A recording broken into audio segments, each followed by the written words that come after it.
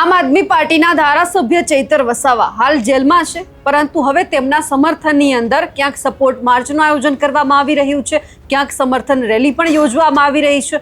અલગ અલગ નેતાઓ મેદાનમાં ઉતર્યા છે। અલગ અલગ જિલ્લાની અંદર જ્યારે સપોર્ટ માર્ચનું આયોજન થઈ રહ્યું છે ત્યારે અમુક વાર આપણે એ પણ જોયું કે જ્યારે આ સમર્થન રેલીનું આયોજન થતું હોય છે ત્યારે અચાનક પોલીસ આવી જાય છે અને તમામ જે સમર્થક છે તેમની અટકાયત પણ કરી લેવામાં આવે છે। પરંતુ હવે આ બધાની વચ્ચે અમરેલીના રાજુલામાં પણ એક સમર્થન યાત્રા નીકળી હતી। હવે એ જોવાનું છે કે આ વખતે અહીં આમ આદમી પાર્ટીના નેતાઓએ શું હુંકાર કર્યો છે। નમસ્કાર, આપ જોઈ રહ્યા છો નિર્ભય ન્યૂઝ અને હું છું આપની સાથે રિદ્ધિ।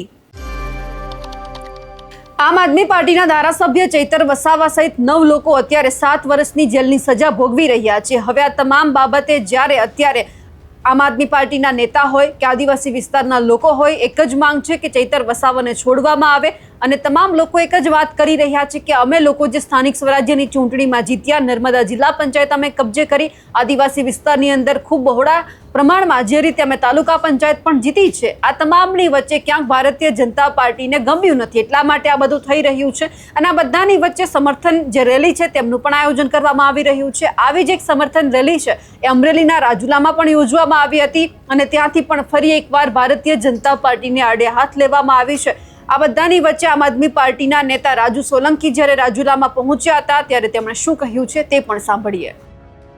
ખાસ કરીને આજે રાજુલા શહેરમાં રેલીનું આયોજન, ખાસ કરીને પ્રદર્શનનું આયોજન છે અને ચૈતરભાઈ વસાવાના સમર્થનમાં આમ આદમી પાર્ટીના કાર્યકરોએ આજે આ આંબેડકર સર્કલની અંદર જે દેખાવ કર્યો છે। ખાસ કરીને ચૈતરભાઈ વસાવા જે આદિવાસી સમાજના મસીહા છે અને આ સમાજના હૃદય સમ્રાટ કહેવાય એવા ચૈતરભાઈ વસાવાને એન કેન પ્રકારે જે રીતે એની લોકપ્રિયતા વધતી જાય છે, આ ટ્રાઇબલ બેલ્ટ છે એમાં ચૈતરભાઈ વસાવાનું ખૂબ મોટું નામ થઈ રહ્યું છે અને રાજકીય ક્ષેત્રે ખૂબ આગળ વધી રહ્યા છે। અને હમણાં તાજેતરમાં જિલ્લા પંચાયત, તાલુકા પંચાયતનું ઇલેક્શન હતું।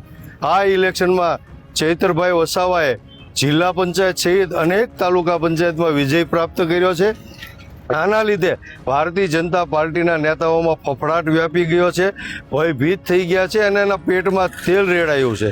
ત્યારે ચૈતરભાઈ વસાવાને એન કેન પ્રકારે ડામી દેવા માટે, એને પરેશાન કરવા માટે, એને ભારતીય જનતા પાર્ટીમાં ભેળવી દેવા માટે ઘણા બધા પ્રયત્નો કર્યા, પરંતુ ચૈતરભાઈ વસાવા એક પ્રમાણિક, નિષ્ઠાવાન અને નીડર લીડર છે, યુવા નેતા છે અને પ્રમાણિક છે।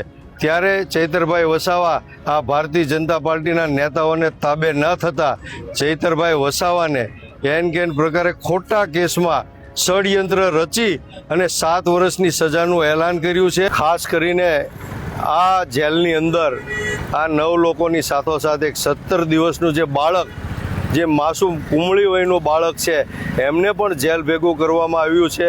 ત્યારે આ ભારતીય જનતા પાર્ટીના નેતાઓએ ઢાંકણીમાં પાણી લઈને ડૂબી મરવું પડે કે સત્તાની લોભ લાલચમાં સત્તા હાંસલ કરવા માટે આવા કાળા ગોરખ ધંધા કરે છે, આવા ષડયંત્રો કરે છે, તો આ શરમજનક, આ ગુજરાત અને આ દેશ માટે શરમજનક બાબત છે। શું રણનીતિ રહેશે? આગામી રણનીતિમાં આવનારા દિવસોમાં સમગ્ર ગુજરાતની અંદર તમામ વિધાનસભામાં આમ આદમી પાર્ટીના એક સૈનિક મેદાનમાં આવી અને ચૈતરભાઈ વસાવાને સમર્થન આપશે અને ખાસ કરીને આ સરકારનો વિરોધ કરશે। અને આવનારા દિવસોમાં માનનીય અરવિંદ કેજરીવાલ, આમ આદમી પાર્ટીના સુપ્રીમો, એ પણ ગુજરાત આવી અને ખાસ કરીને ચૈતરભાઈ વસાવાના સમર્થનમાં મહાસંમેલન કરી અને ભારતીય જનતા પાર્ટીનો વિરોધ કરશે।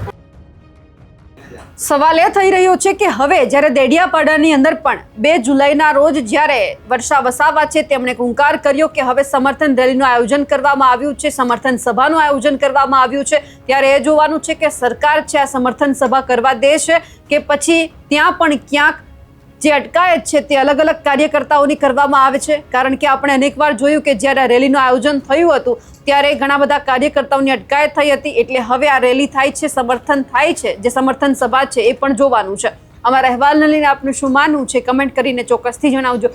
સાથે જ અમારી નિર્ભય ન્યૂઝ ચેનલને લાઇક, શેર અને સબસ્ક્રાઇબ કરવાનું ભૂલશો નહીં। નમસ્કાર।